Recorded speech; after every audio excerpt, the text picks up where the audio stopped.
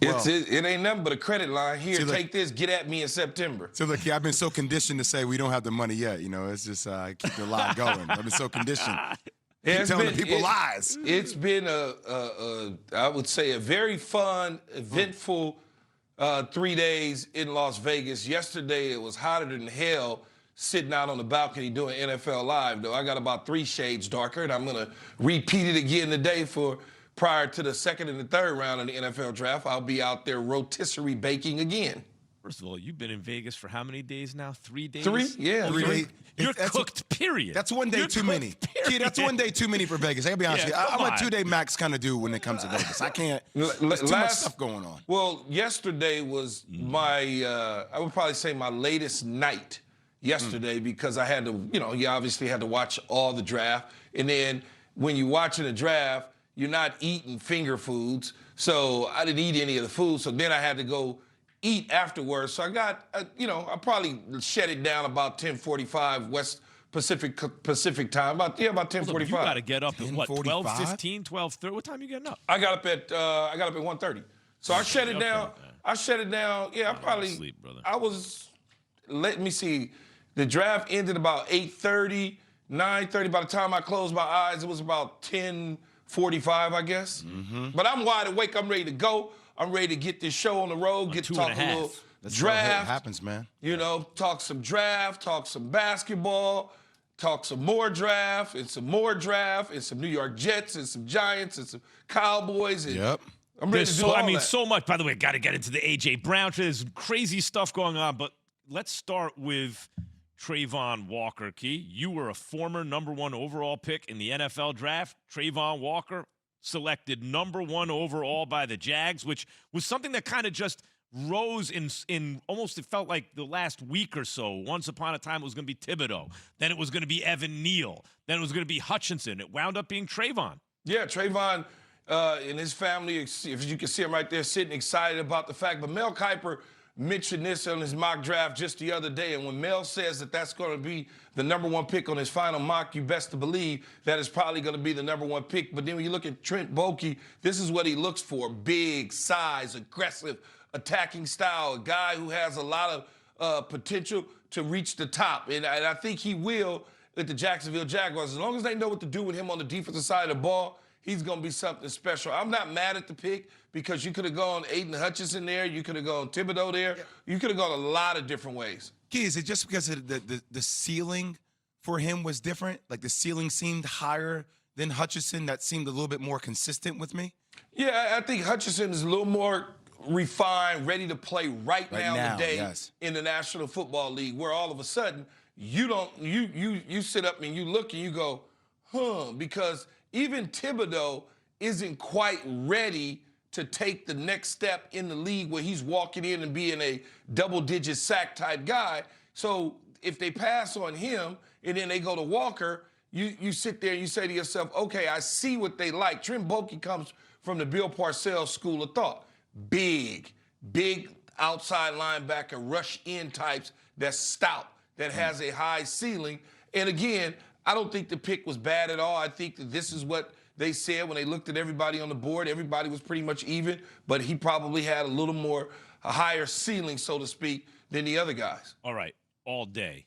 888-SAY-ESPN, 729-3776. Grade your team's first round pick or picks. You can hit us up on the Twitter feed too at KJM Max. What's better than an A? What is better than an A? That's the grade. That's the grade for the Jets. Yeah. What's better than an A? By the way, that's A real. Giants got an A. Giants got an A as well. But the Giants, well, we're going to get into all that. Jets had the best draft. Yeah. But look, it's time for Straight Talk, brought to you by Straight Talk Wireless. Let's look. This is Evan's takeaway because he's a Jets fan. Calm down for a second. Yeah, I was going to say, pause.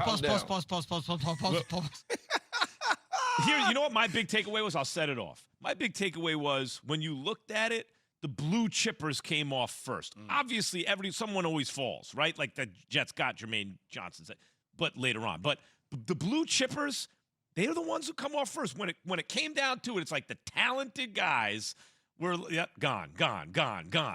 And it starts to make sense to me, right, when it comes down to it, you take that high-end talent, Key. No, you do. And I think, for me, it looks at Derek Stingley Jr., a guy who played basically his freshman year, but he dominated his freshman year. His skill set is ridiculous. He's a man-to-man corner, has a lot of the toughness, the Darrelle Revis in him where he can cover anybody all over the field. And so when he went at 3, if he was fully healthy and had played, let's call it 2 to 3 full seasons, he possibly could have been the number 1 overall pick in this particular draft. Yeah, that's crazy, Keith. So my biggest takeaway was what a day for Philly in general. Just Philly. Daryl Morey, Howie Roseman. Daryl Morey comes through with a big-time win on the road for the 76ers. James Harden actually looks like the James Harden to a degree from Houston, 22 and 15 assists as they close it out. So no more Doc Doc doesn't Rivers get no slam. love. Doc don't get no love. Well, I was going going to to Max, I was going to let him We've been finish. killing him for and I was days. going to say, I was Daryl going there. Morey did not coach the team. Give it to Doc Rivers. His name is Glenn until he name is figures it out. He Glenn. has to get past. He got past the first round. We'll see him His get name past is the next Glenn. round versus His Miami. name's Glenn. And then Howie Roseman with, look, the Jordan Davis move I thought was huge, right? Future replacement for Fletcher Cox. And then also, when you're able to get the A.J. Brown deal done, I mean, and then, by the way, they didn't draft a quarterback. They're committed to Jalen Hurts. Like, I know it's something that's very obvious, but I think it's a really big thing. So just that day in general for Philly fans, I thought was monumental. Yeah, they were always committed to Jalen Hurts. I think there was a lot of smoke because they had the 3-1s and people, you know how it is. They start trying to search and think about it.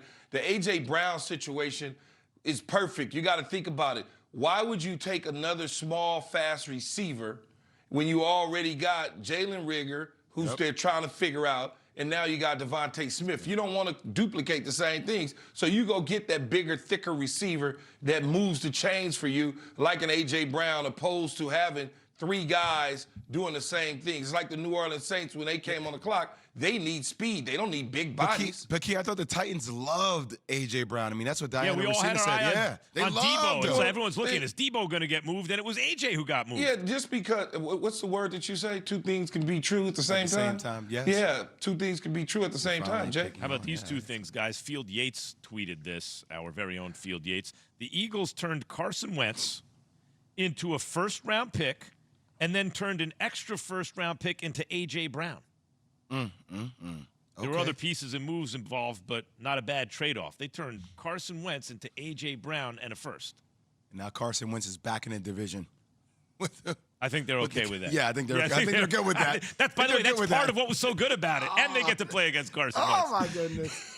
Can't make this stuff up. They got the one problem with the nose tackle they got is he can't get to the quarterback, except maybe Carson Wentz he can get to.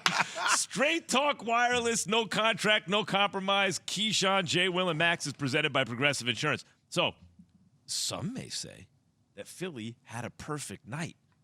There was another perfect night we have to get into, and that's next on ESPN Radio. Big legacy night and ESPN2.